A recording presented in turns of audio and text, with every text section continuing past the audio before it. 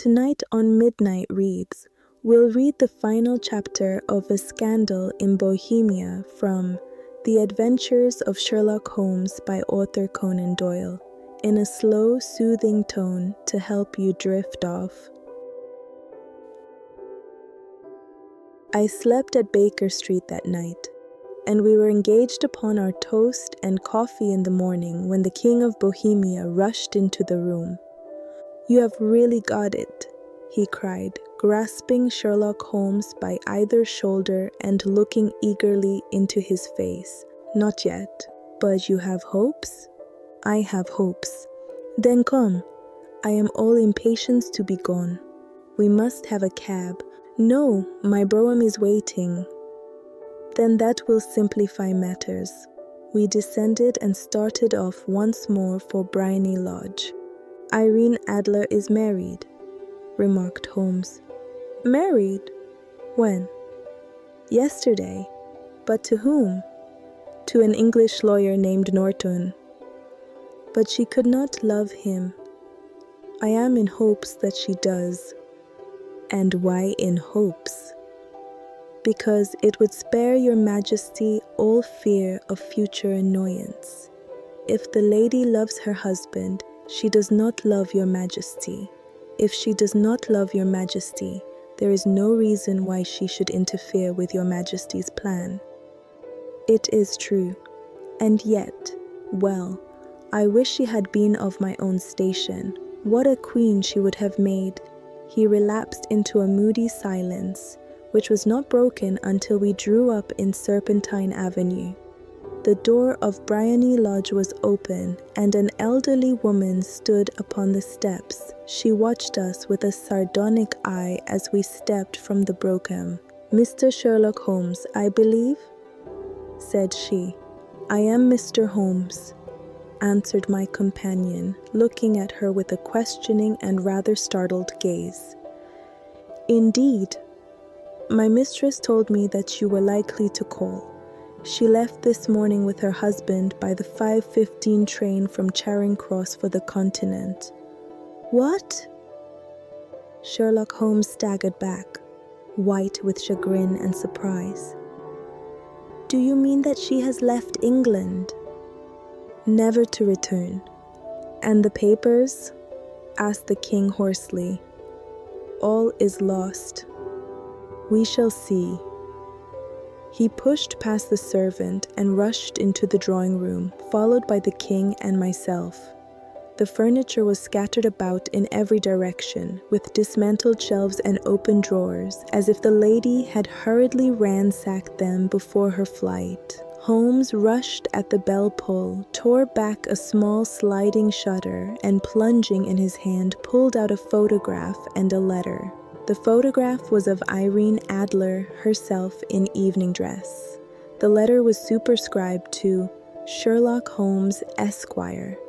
To be left till called for. My friend tore it open, and we all three read it together. It was dated at midnight of the preceding night and ran in this way: "My dear Mr. Sherlock Holmes, you really did it very well. You took me in completely. Until after the alarm of fire I had not a suspicion. But then, when I found how I had betrayed myself, I began to think. I had been warned against you months ago.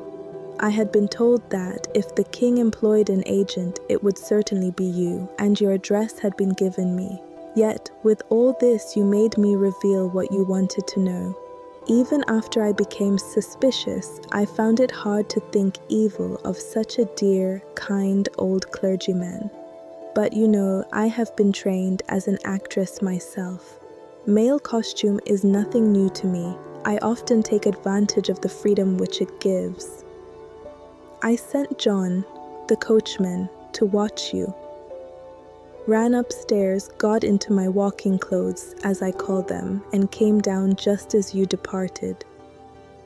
Well, I followed you to your door, and so made sure that I was really an object of interest to the celebrated Mr. Sherlock Holmes. Then I, rather imprudently, wished you good night and started for the temple to see my husband. We both thought the best resource was flight when pursued by so formidable an antagonist, so you will find the nest empty when you call tomorrow. As to the photograph, your client may rest in peace. I love and am loved by a better man than he. The king may do what he will without hindrance from one whom he has cruelly wronged. I keep it only to safeguard myself and to preserve a weapon which will always secure me from any steps which he might take in the future. I leave a photograph which he might care to possess. And I remain, dear Mr. Sherlock Holmes, very truly yours, Irene Norton née Adler. What a woman! Oh, what a woman! Cried the King of Bohemia when we had all three read this epistle. Did I not tell you how quick and resolute she was? Would she not have made an admirable queen? Is it not a pity that she was not on my level? From what I have seen of the lady, she seems indeed to be on a very different level to your Majesty, said Holmes coldly.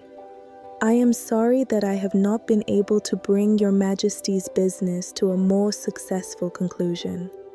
On the contrary, my dear sir, cried the king, nothing could be more successful. I know that her word is inviolate. The photograph is now as safe as if it were in the fire. I am glad to hear your Majesty say so. I am immensely indebted to you.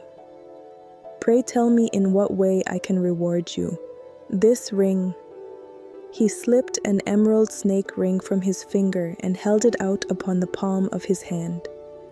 Your Majesty has something which I should value even more highly, said Holmes. You have but to name it. This photograph. The king stared at him in amazement. Irene's photograph, he cried. Certainly, if you wish it. I thank your Majesty. Then there is no more to be done in the matter. I have the honor to wish you a very good morning. He bowed, and turning away without observing the hand which the king had stretched out to him, he set off in my company for his chambers. And that was how a great scandal threatened to affect the kingdom of Bohemia, and how the best plans of Mr. Sherlock Holmes were beaten by a woman's wit. He used to make merry over the cleverness of women, but I have not heard him do it of late. And when he speaks of Irene Adler, or when he refers to her photograph, it is always under the honorable title of the woman. Thank you for joining me tonight. Sleep peacefully and see you in the next read.